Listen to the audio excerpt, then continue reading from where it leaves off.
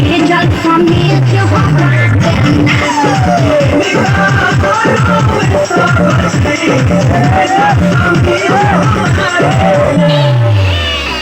सुनले बानी तहरता बहुते हो खाता कमाई हो हजारा 2000 जे दे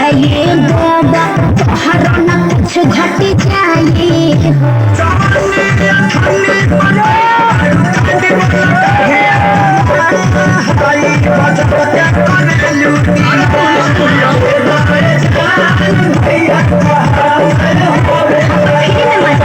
थोड़ी हमारे बाकी छाल बना परीक्षा तनी दूरी बना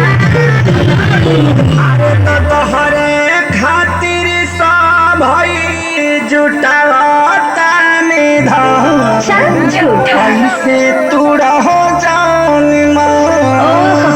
अरे होय पगली के पाछे पगली झर पर कहा गया हो तो पहाड़ कला भभाता 2 रुपया हो 2 रुपया 2 रुपया हो 2 रुपया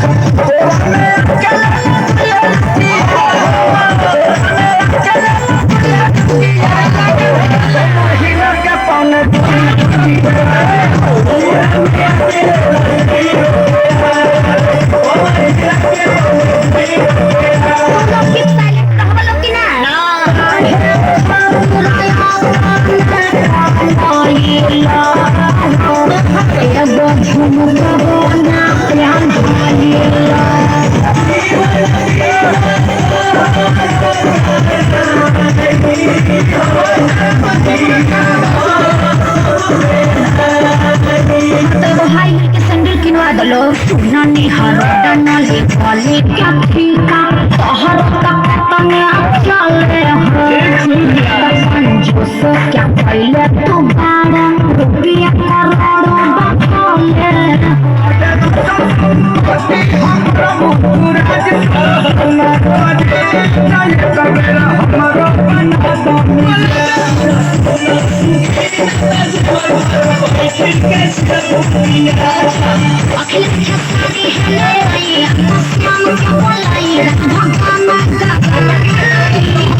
अरे धन धन्य कैलू दिल से बाते धन्यवाद बिल्कुल जादव जी रह जीवन भर जिया जिया मजनू के सारू तो देखे में लागत तारा हारू बेरी थारो बजट बढ़ाओ बैगनों बेच दे बेच दो 2 रुपया होते हैं 2 रुपया 2 रुपया होते हैं 2 रुपया ले चुमा चाचा चुमा चाचा